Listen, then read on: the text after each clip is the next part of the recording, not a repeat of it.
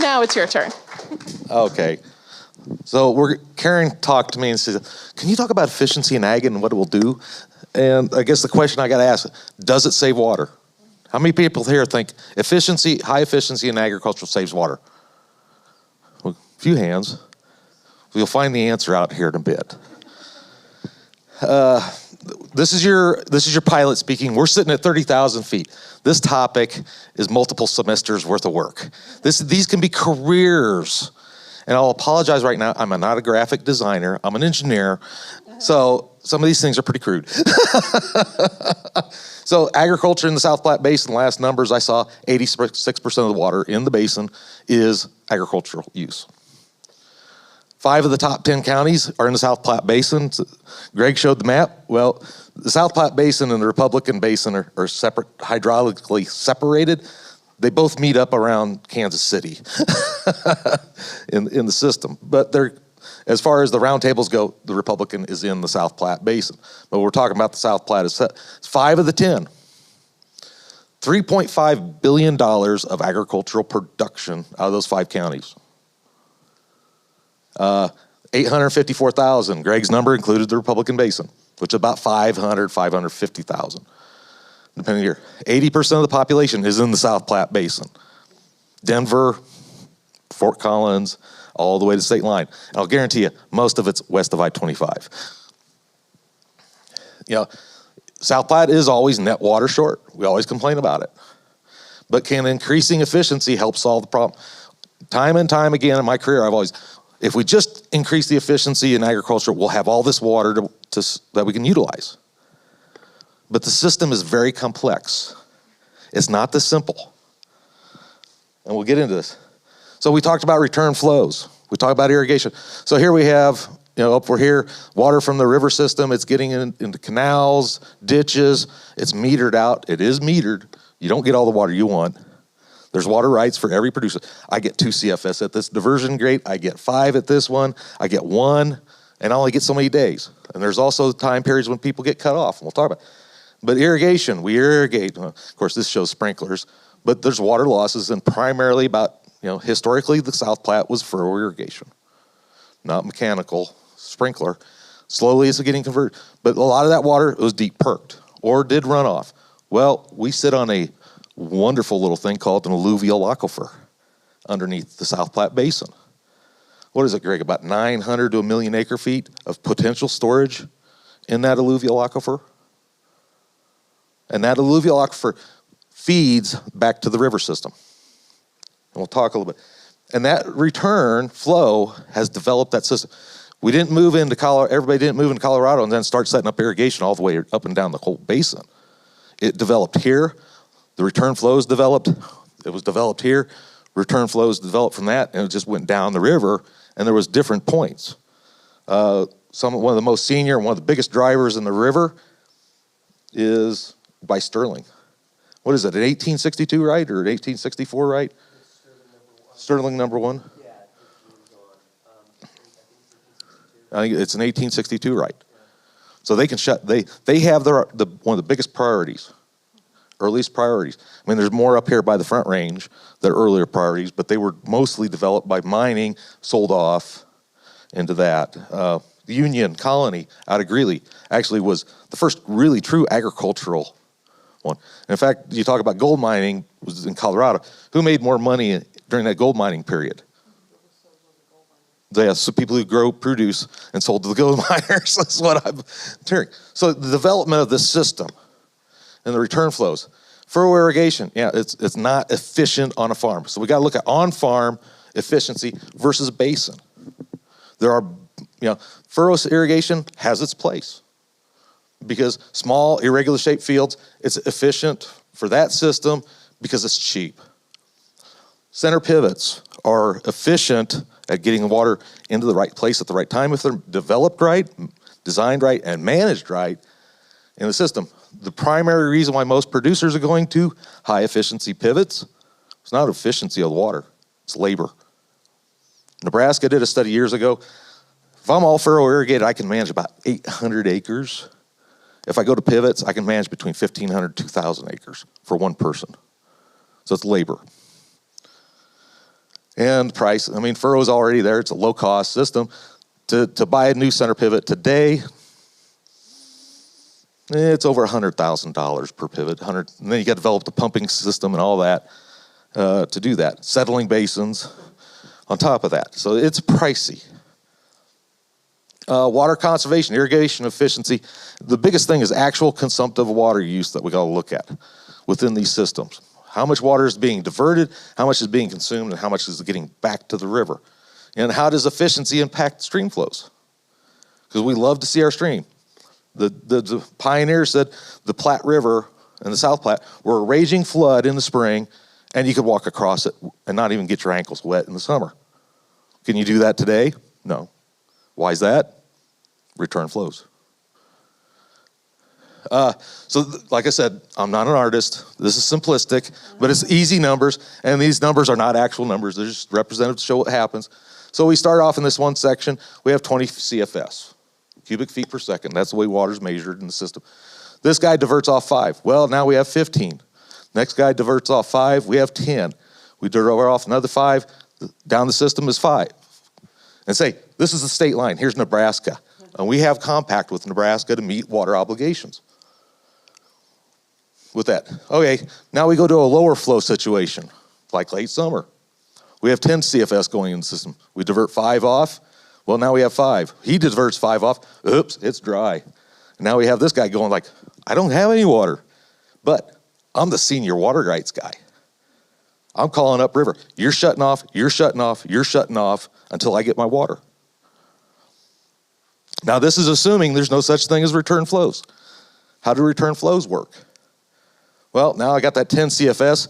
I divert my 5. 3 CFS goes back to the river because a furrow irrigation system's 40, 50% efficient on delivering water, and also the canal seepage that you have in place. And now I divert 5. I have 3. Well, here we have 6. We have 4 CFS. That 4 is supposed to be over here. As you can see, we still have water in the river. Nobody's making calls unless the state of Nebraska says that's not enough water for me during the summer. So the 3 CFS is being returned. So you can see the advantages to return flows in the system. Now, go back here. If we didn't have that return flows, but we cut our consumptive use, but we were highly efficient, we'll start out with 10. Now I'm down to 7. I'm down to 4. Now I'm down to 1. That's the return flow factor in the system.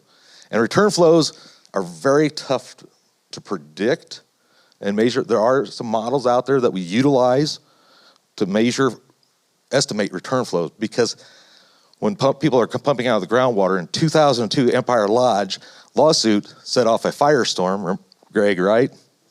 Shut off how many acres? Yeah, 150,000 acres that were groundwater irrigated. 10,000. I didn't think it was quite 10. It was like 8,000 something.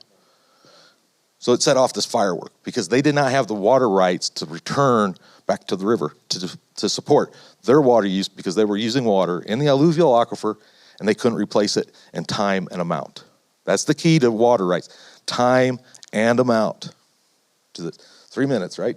Okay, we're moving right along here. So low efficiency is a wonderful thing. We got a lot of water here with the return flows. Even at high efficiency, we got a lot of water, but there's less water in the system. The alluvial aquifer is our reservoir that we use. It's not above ground, it's below ground. So it's tough to see. So return flows, return flows are what built irrigation within the basin. Like I said, the river developed. Now it's got water in the summer. I can utilize that. So I build my diversion. I build my reservoir based off of that. Stabilize flows during the summer when flows were generally low or non-existent. Returning water to those low flow time periods. That's what return flows are. And that's the building of these systems that have happened historically that we don't see. Can you stick your head underneath the ground and see what's going on? An ostrich might. The water supply. And this is 1 + 1 does not always equal 2. 1.4 million acre feet is native water supplies in the South Platte Basin. We import from the West Slope about 400,000 acre feet.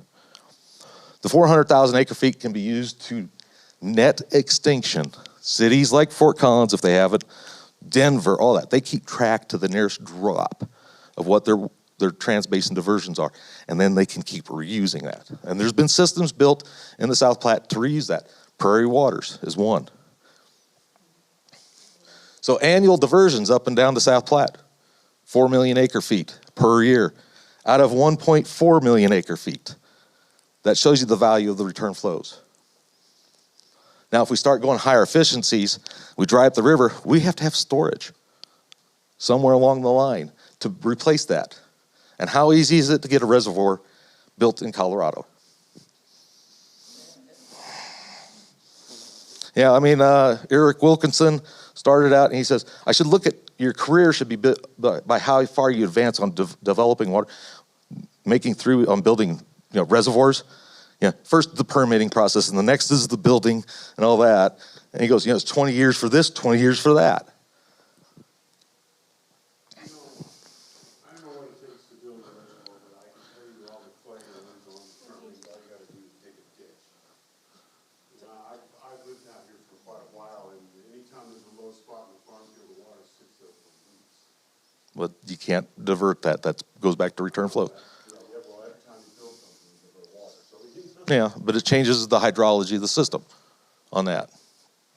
On-fish farm efficiency has many things. Greater yields, which is greater consumptive use. So that's why I was showing that.